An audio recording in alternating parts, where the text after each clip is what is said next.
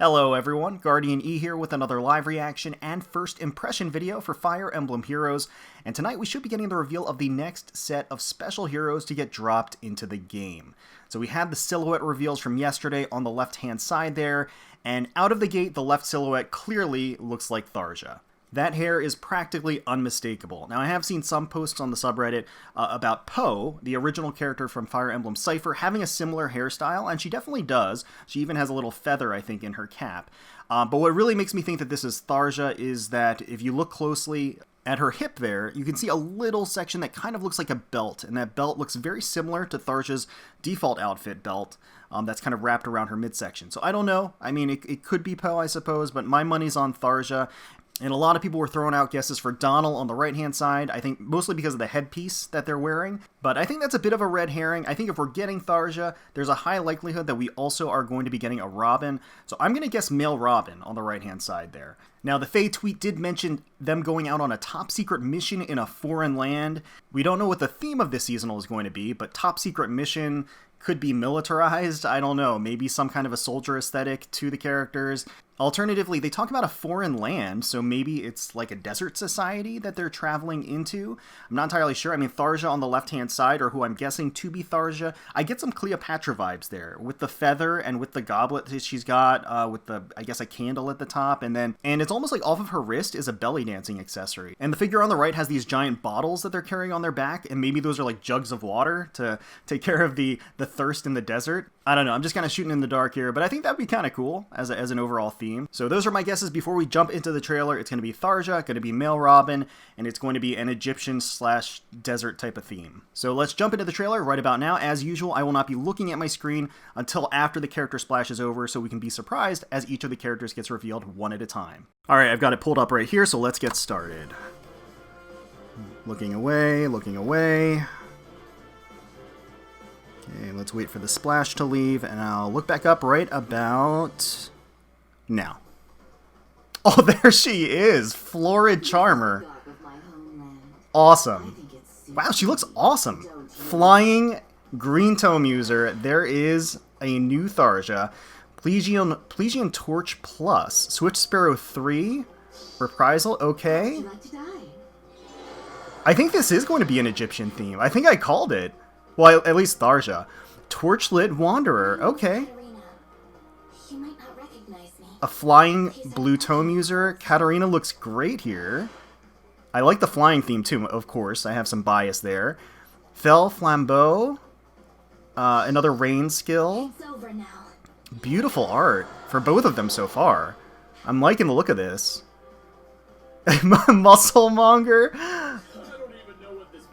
Oh wow, so okay, Raphael, it wasn't Donald, it wasn't Robin, it was Raphael, and he comes stocked with some supplies on his back. Plegian Bow Plus, Attack Smoke, Odd Follow-Up 3. Interesting.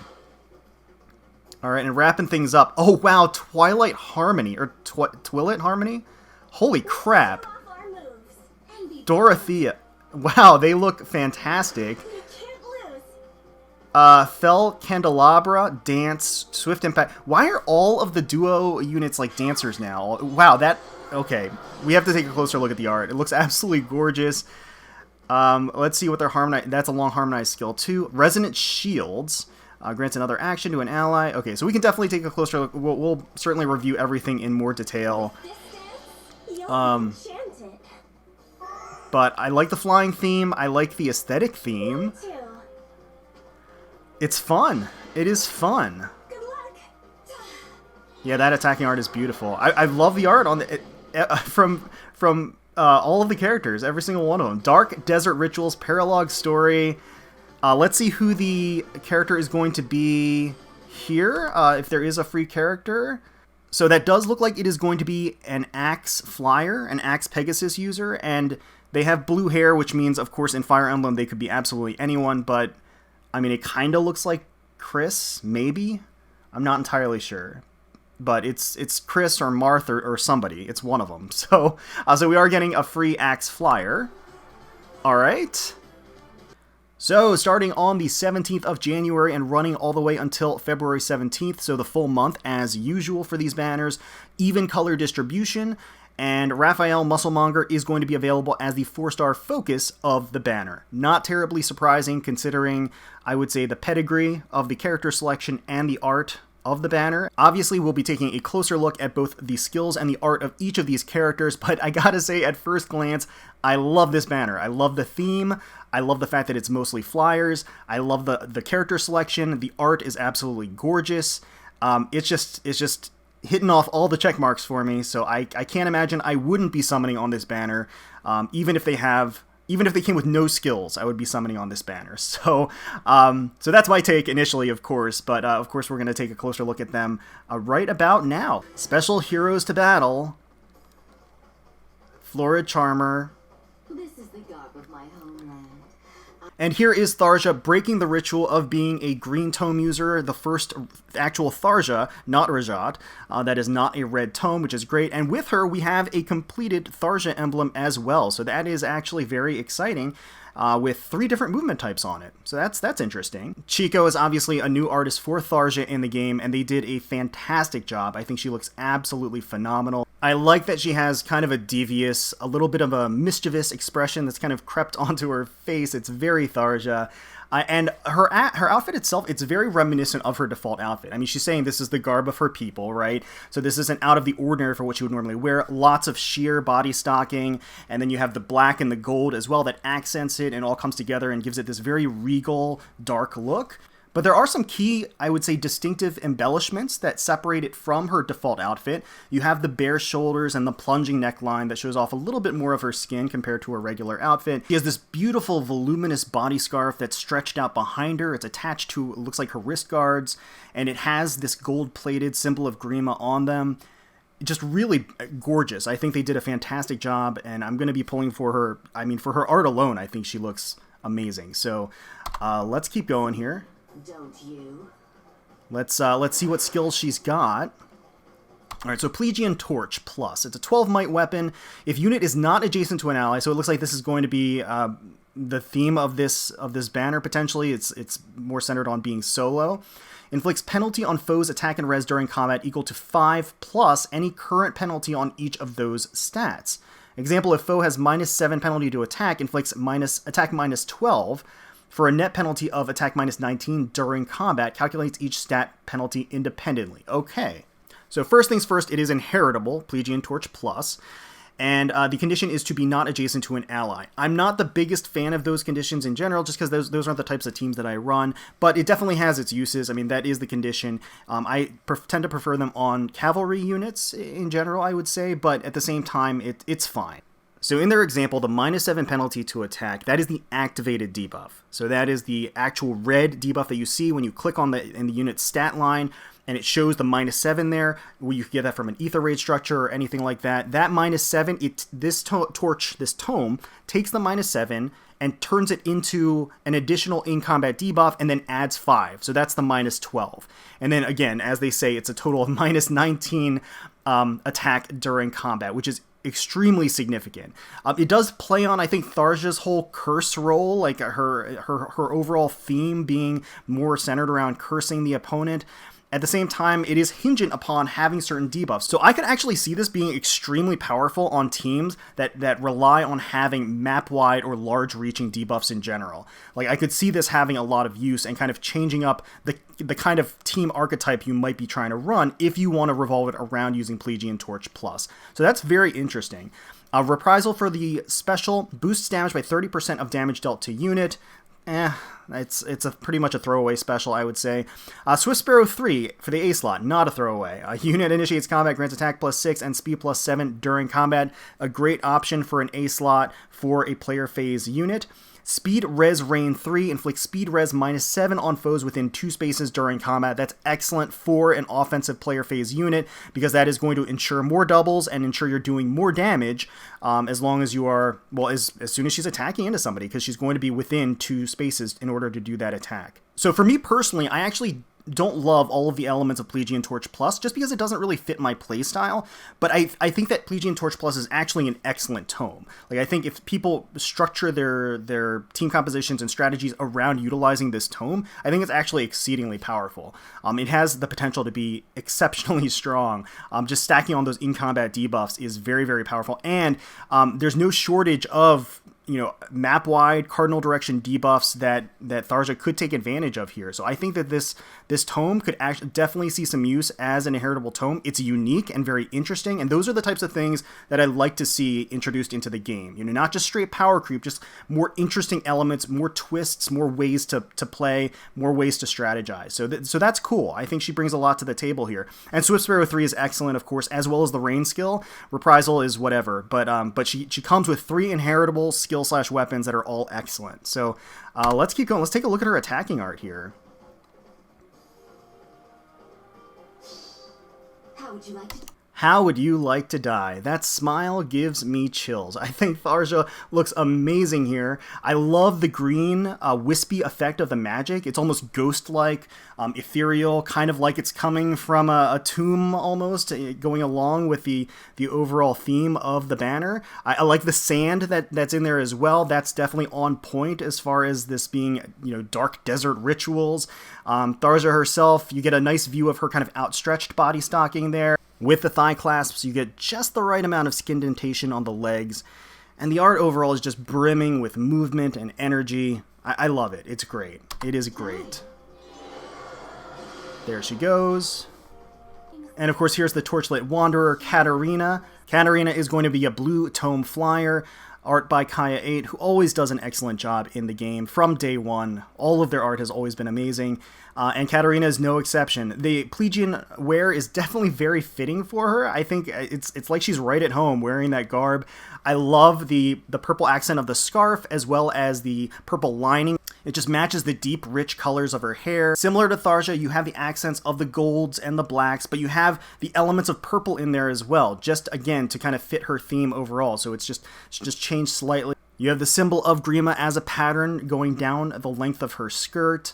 I have to say that with the hair and the theme, she reminds me a lot of Manat from Street Fighter V.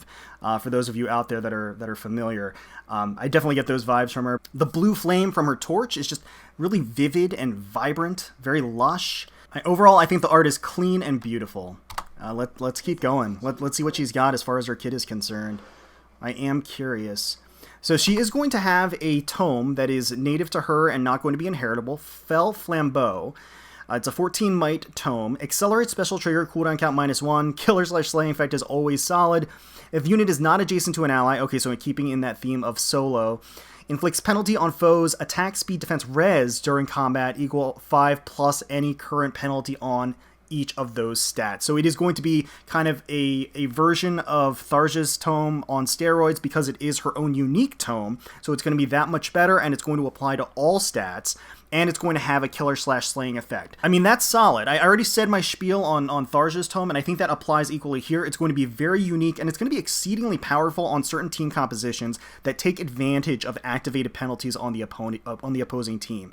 So I think she can absolutely take advantage of that, and the fact that she has a killer/slaying effect on it should not be understated. That is just a powerful effect tacked on to this other powerful effect. So I think it's got a lot going for it. Luna at a 3-turn cooldown, which will be a 2-turn cooldown, will with Fel Flambeau. Treats foes defense res as if reduced by 50% during combat. That's fine. Attack res solo for a natural pick for any unit that's going to be using these types of weapons because you want to be solo in order to get the in-combat effect. So if unit is not adjacent to an ally, grants attack speed +7 during combat. Chill defense res 2 for the B slot. That's kind of an interesting choice because she's certainly not going to be able to take advantage of the chill defense portion of things. So that feels a little slapped in there, but nevertheless, at start of turn, inflicts defense res -5 on foe on the enemy team with the highest defense plus res total through its next action. I mean, it's definitely a useful, versatile skill, and it's going to help all of your allies, or all of her allies, be able to do more damage. Attack res rain 3 inflicts attack res -4 on foes within 2 spaces during combat. That's going to be helpful for her. It's going to mitigate damage coming into her, as well as increase the damage that she does on any opposing units because of the in-combat res -4. So a lot of what I said about THARJA's kit actually applies to Katarina as well, in which I think that it's going to be very potent, especially, I think, for certain team compositions that fully utilize the effects of debuffs on the opposing team, they're going to shine on those team compositions. At the same time, that's a little bit disappointing, probably, I think, for Katarina, only because the tome is so similar to THARJA's and it's not inheritable. I feel like they could have gone an extra step with it. And the reason why I say that, the killer slaying effect is huge. I mean, that's a huge advantage, don't get me wrong. Now, her debuff amplification effect targets all stats, which at face value is like, oh, that's great. But THARJA's tome really targets two of the more important stats anyway. And for Fel Flambeau, since it's only a during combat debuff, meaning that it's when she's in combat, the -5 or -12 or whatever it's going to be to defense isn't really that big of a deal for her. I mean, it doesn't matter the fact... Now, I say that with some caveats, of course. It's going to reduce the damage of an enemy bonfire, for example, or it's going to reduce the enemy effects that rely on defense, for example. But I'm just saying from a general perspective, I would expect a little bit more from an uninheritable tome that's unique to Katarina. But Katarina also has attack speed solo for, which is going to be for both phases, either player phase or enemy phase, which is certainly going to be helpful for her, and it's going to obviously synergize very well with the solo condition for the weapon. And she comes with a dual chill skill. So she's got great stuff too. Don't want to downplay it at all. And I think that the fact that these weapons are so unique is very, very appealing to me. So let's keep going and take a look at Katarina's attacking art. There we go. Oh my god, that art is so beautiful. Look at the blue feather-like effect of the magic coming from the tome, or the torch. It's just so gorgeous. I love the deep, rich blues and purples of this art. And then Katarina with her arm outstretched, she still has kind of a deadpan expression, which isn't too surprising from Katarina, of course, but all the same, she does look very determined as she is casting this magic. It's over now for sure. Wow, that is beautiful, beautiful, beautiful. And that's like a huge blue flame, that animation. Muscle-Monger, I love the expression on Raphael's face. That is amazing. Raphael is going to be an armored archer. Armored, quote-unquote. Doesn't have necessarily the outer armor, but he's certainly packing heat, and he's got the inner armor going on. Look at those muscles. He is huge. I can't actually tell what he has and what he's carrying behind him. Originally, I thought those were going to be water bottles or canteens, but... I can't actually tell if they're... I mean, for all I know, they could be scrolls or rugs or or anything, really. But Raphael, certainly wearing the abbreviated attire of Plegia, has the bodysuit part, but the opening torso is cut out, so you get the full glory of his bare chest and torso there. Actually, now that I'm taking a closer look, his outfit is torn in the torso, meaning that he put the outfit on and it ripped open because it couldn't contain his muscles, just like his shirt in his regular Three Houses attire, which is pretty funny. I definitely approve of that. And he has the stylish hood on as well. I really like the design of the bow, which kind of has the eye markings of Grima on it, which is very interesting. It's part of why I thought that he was going to be Robin, but that's just kind of the overall theme of the entire banner. So yeah, Raphael looks awesome. He looks great here. He sounds enthusiastic as always. All right, let's pause. Plegian Bow Plus. So it is going to be inheritable. Effective against flying foes, 12 might.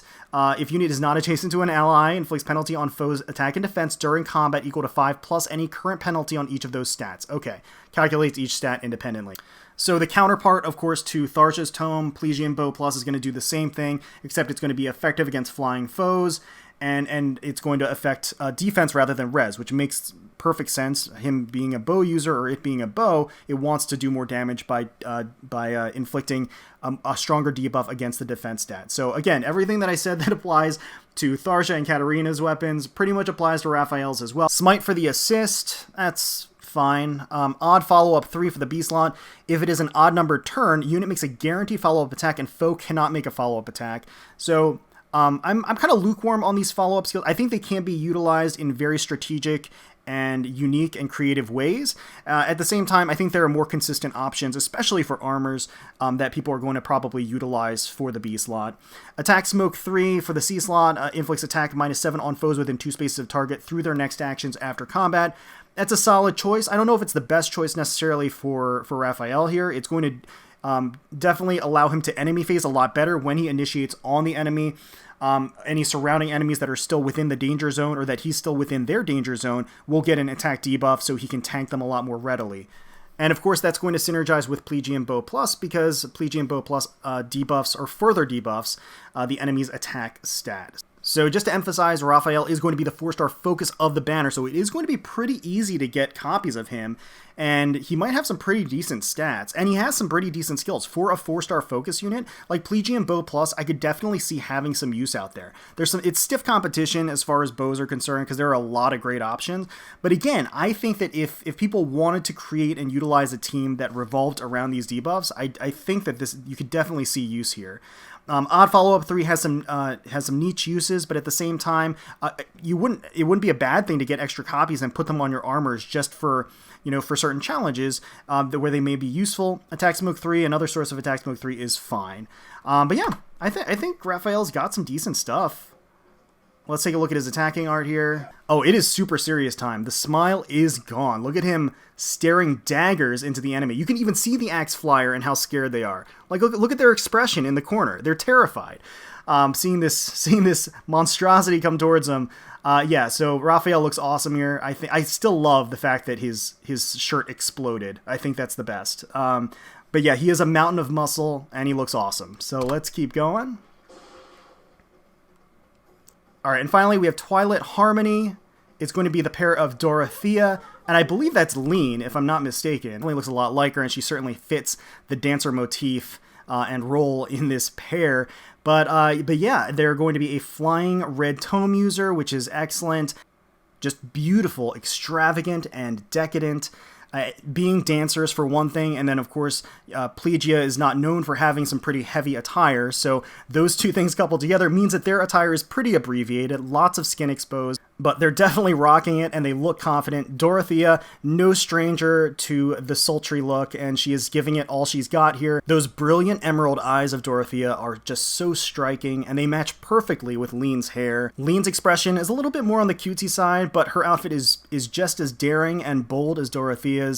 And of course, it being Plegia themed, you have the deep dark blacks and the gold accents that you have with all of the characters, but I feel like you also have these borrowed elements from both of them with this rich, lush fuchsia in the form of these ribbons and straps that are just kind of snugly squeezing and securing the outfits together. Because, I mean, I think there are certain elements of this color within Dorothea's default outfit, and of course Lean also has the pink fuchsia in her default outfit. So you see these colors not only in the ribbons and the straps, but also in the skirt tail that they have. The dancer's skirt tail, the lining has that color all throughout it. I think they look fantastic. They took the regular Plegia outfit, which is frankly no slouch as far as being provocative, and turned it up a notch and made it their own, and I think they are rocking it. So really amazing art. I love it, love it, love it. Let's see what their kit is all about. Fell Candelabra, 14 might weapon, grants attack +3, that's always solid. At start of turn, if any foes have the highest attack, speed, defense, or res on the enemy team, it inflicts -6 on those foes' corresponding stat through their next actions. So this is going to be a strictly support tome, basically, besides the attack +3, which is kind of interesting. I don't know why they would give her or give them attack +3 and then just this solely support role as well. It's a little odd to me, but of course that synergizes perfectly with the other weapons on this banner. So essentially what Fell Candelabra is, it's a chill attack, chill speed, chill defense, and chill res, all packed into one. So that is a great support tome, and as I mentioned, if you're going to have a team composition that is wrapped and revolved around debuffs, this is a great start. So that perfectly works with the other units on this team, or on this banner. Dance, of course, for the assist. Swift Impact for the A slot. If units initiates combat, grants speed +7 and res +10 during combat, and foe cannot make a follow-up attack. The impact skills are very strong. I'll say that Swift Impact probably isn't the best of the impact skills, just generally, because if you're going to want an A-slot skill, you probably want to stack on the attack, at least for most characters. And this is going to ensure more doubles, of course, and it's going to definitely bulk up their ability to tank anything as far as res is concerned, but at the same time, I mean, it's great that we're getting it into the game. Like, we're finally getting Swift Impact. It is a new skill. But I just think that the other impact skills have more to offer. Firestorm Dance 2 for the B slot. If Singer Dance is used, grants attack speed +3 to target. These dance skills really are not that special. In general, they've tried to bolster them and make them better, which I appreciate. I think that they need to go further with it if you're going to get any dancers that actually utilize these, because quite frankly, the B slot is just way too competitive to slot in one of these. Attack speed, Rain 3 for the C slot. Inflicts attack speed -4 on foes within 2 spaces during combat. That's solid. I mean, it seems like they're trying to give her more support and increase her survivability, and that's basically going to prevent her from getting doubled, and is also going to increase her bulkiness, or their bulkiness, so definitely fits in that role. Alright, well, so far, I definitely see the role that Harmonic Dorothea is going for here. She's going to synergize exceptionally well and be a great support unit. I feel like some of the skill choices are a little odd, just because they feel like they've kind of been slapped in there a little bit. Maybe it'll make more sense when we see what the Harmonic Skill is, which often is the case. But I think Fel Candelabra can see a lot of use on certain team compositions, and especially team compositions that are going to be utilizing these weapons on this banner. So let's keep going and take a look at their Harmonic Skill, as well as their attacking art, of course. And there they are. I love how they're kind of dancing together, synchronized like that as a pair. It's absolutely beautiful. Their hair, Dorothea's hair is just flowing behind her. There's a lot of dynamic movement here, with the ribbons just kind of swinging off of their bodies in movement. And you can even see with the ribbons themselves how there's kind of a fade into the fuchsia towards the end and towards the tips of them. And then from this angle, you get a nice view of Lean from the back as well, so you get to see how the back of the outfit is composed. Yeah, it looks great. I think it looks great. I'm curious to see what their special art is like, just because I'm sure that's going to be a lot fancier in general. Alright, so let's take a look at the Harmonized Skill. So grants resonance shields to unit and allies from the same titles as unit. Grants defense. So shields is grants defense res +4 during combat, and the following effect for 1 turn. During unit's first combat in player phase or enemy phase, foe cannot make a follow-up attack. Also grants another action to ally with the highest HP that is within 2 spaces. Has already acted and is from the same titles as a unit, excluding unit. Allies with Singer Dance can be granted this effect as well. So this is another one of Dance the Dancer type of skills, but it's also very conditional in that it has to be not only from units from the same title as the unit, but also with the highest HP, which I don't ever love as far as a condition is concerned.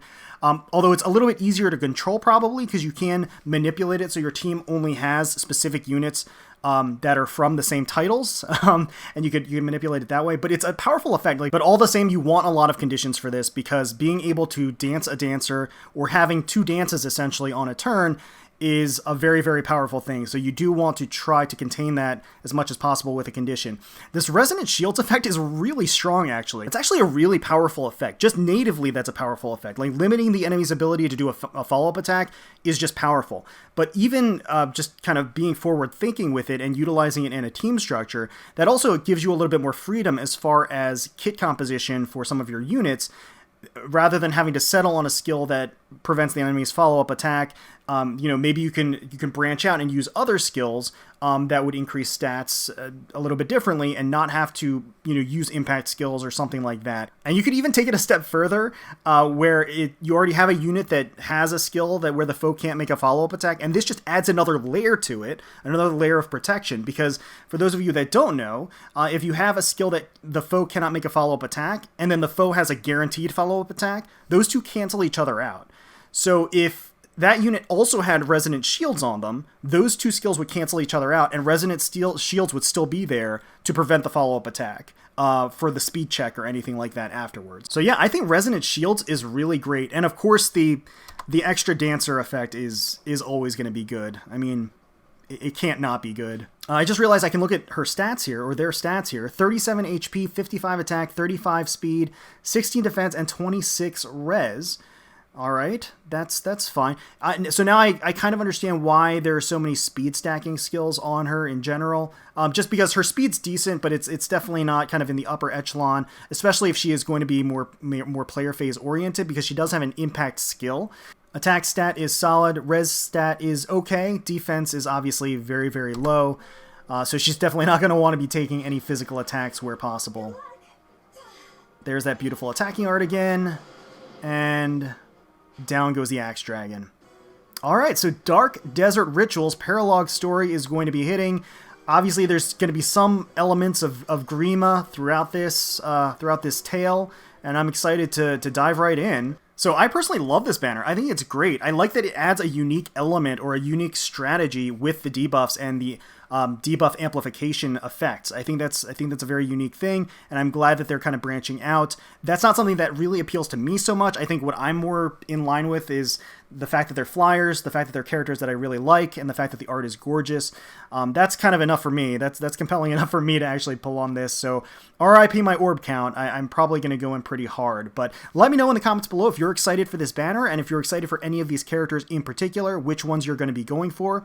Hopefully you all enjoyed the video. If you did, please feel free to leave us a like, comment, and subscribe to the channel for more Fire Emblem Heroes content. We thank you all so much for watching and for taking time out of your day to spend with us. We really do appreciate it. Certainly hoping you're all staying safe, healthy, secure, and united out there, and wishing the very, very best for you, your family, and your friends. And until next time, let's protect those skies.